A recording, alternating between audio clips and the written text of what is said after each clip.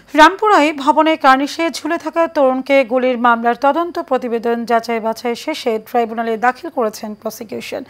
এছাড়া আশুলিয়ায় 6 মরদেহ পোড়ানোর মামলায় অভিযোগ গঠনে রাষ্ট্রপক্ষের শুনানি শেষ হয়েছে। আগামী 13 আগস্ট শুরু হবে আসামি পক্ষের শুনানি। আন্তর্জাতিক অপরাধ ট্রাইব্যুনাল 2 এর চেয়ারম্যান বিচারপতি নজরুল ইসলাম চৌধুরীর নেতৃত্বাধীন 3 সদস্যের ট্রাইব্যুনালে এ আদেশ দেন। ওয়ালিদ সিদ্দিকের রিপোর্ট।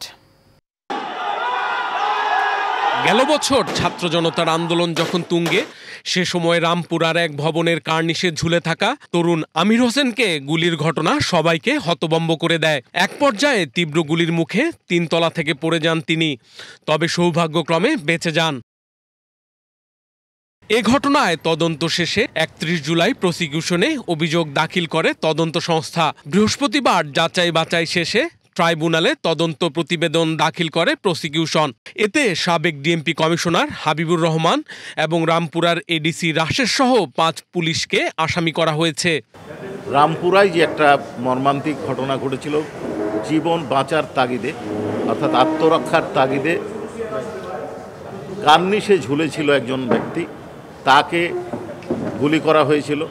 একজন বাড়ির ভেতরে একজন শিশুকে কোলে নিয়ে তার দাদি ছিল, সেই শিশুর মাথার এক পাশে গুলি লেগে আর এক পাশ দিয়ে বের হয়ে যায় এবং আরও একজনকে হত্যার অভিযোগে সাবেক ডিএমপি কমিশনার হাবিবুর রহমান সহ 5 জনের বিরুদ্ধে আমরা ফরমাল চার্জ দাখিল করেছি।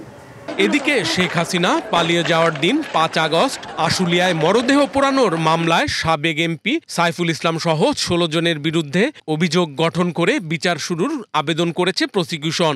আমরা ট্রাইব্যুনালের সামনে উপস্থাপন করেছি যে একটা মানুষকে হত্যার পরে তার লাশকে পুড়িয়ে দেওয়া অথবা তার মধ্যে যে একজন জীবিত ছিল তার জীবিত অবস্থায় তাকে পুড়িয়ে দেওয়া, এটি ওই মানুষ যারা নিহত হয়েছে তারা সহ যারা সারা পৃথিবীতে দেখেছে প্রত্যেকটি মানুষেরই মেন্টাল হার্ম হয়েছে, যেটি এই আইনের একটি অমানবিক আচরণের কারণে এটি আন্তর্জাতিক আইনের মানবতা বিরোধী অপরাধ হিসেবে। 13 আগস্ট আসামি পক্ষের অভিযোগ গঠনের শুনানির পর আনুষ্ঠানিক অভিযোগ গঠন করবেন ট্রাইব্যুনাল 2।